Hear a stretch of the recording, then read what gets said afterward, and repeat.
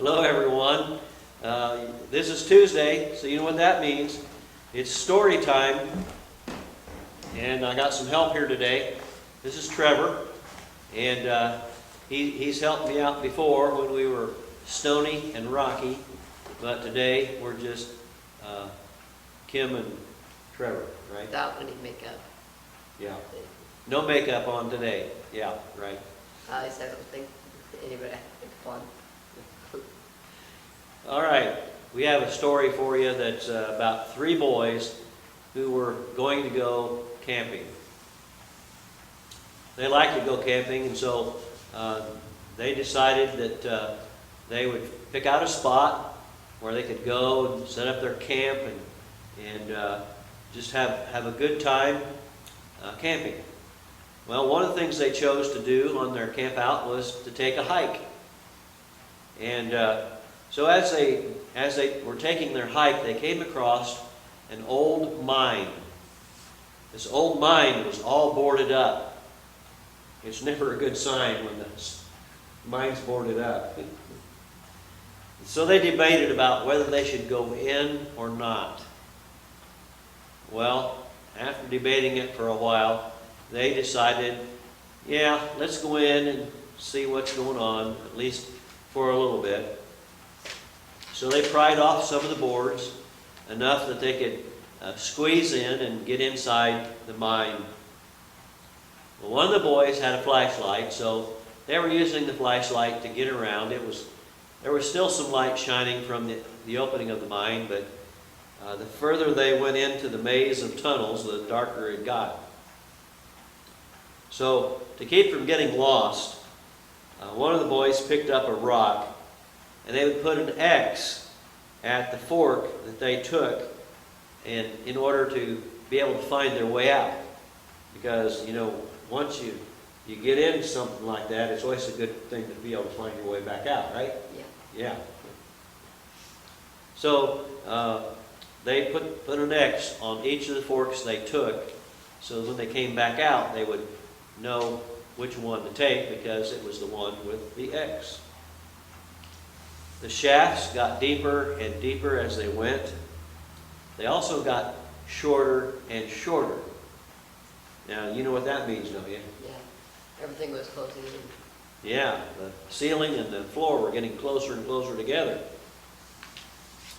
So, as the ceiling got lower and the floor got higher, they began to have to get down on their hands and knees, start crawling. Well, as they did that, the floor of the mine was getting damp.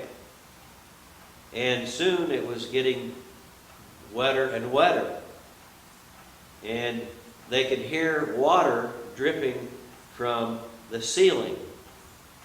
And so it was getting pretty slippery in the mine.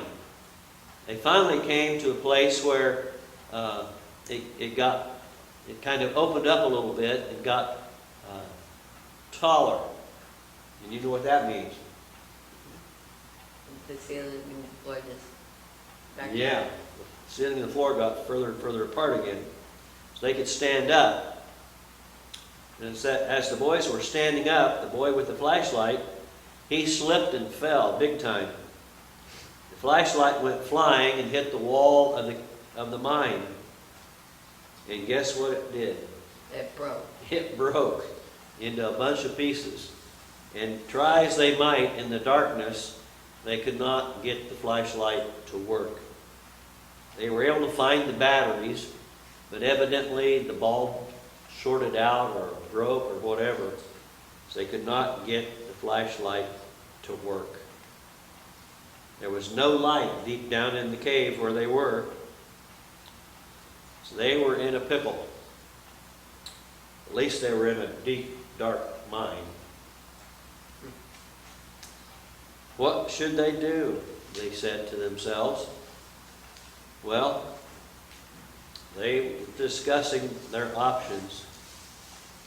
How would they get out with no light? They couldn't even see the X's they had marked on the sides of the cave, of the mine wall. And nobody knew where they were because they didn't bother to tell anybody where they were going hiking.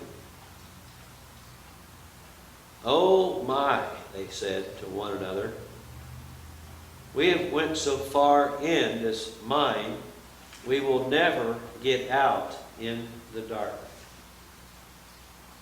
Well, they decided, let's empty our pockets. Maybe we've got something in our pockets that will help us.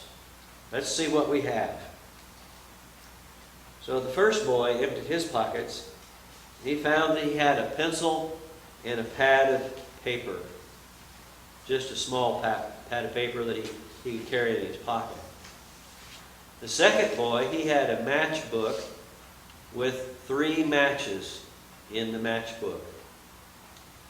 And so the third boy, he didn't have anything in his pockets. He was the one that had the flashlight. And he didn't have the flashlight anymore because it was now broken. So they decided what they would do. They would each strike a match, and while the match was burning out, they would write a quick note to their family as the light from the match burned up. So the first boy, he strikes his match and writes a note to his parents. The second boy strikes his match, telling his parents that how much he loves them before his match burns out. And finally, the third boy strikes his match. And lo and behold, they're out of the mine and out into the marvelous daylight. Now, you're a smart kid. How could that happen? Well, everybody knows that you're 3 strikes and you're out. 3 strikes and you're out? Wow. Okay. Okay, well, there is a moral to this story.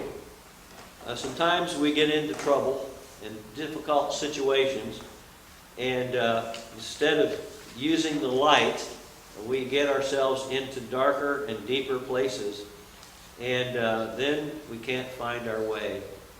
But you know what, Trevor? Yeah. Jesus said He was the light of the world. So when we find ourselves getting into difficult spots and tight situations, we need to use the light that Jesus has said He is. And then we won't have to worry about 3 strikes and you're out. We'll have the light of the world to guide us out of our difficult situations. All right, everybody, that's our story for today. Thanks for joining us, and we will see you next week. Bye. Bye, everybody.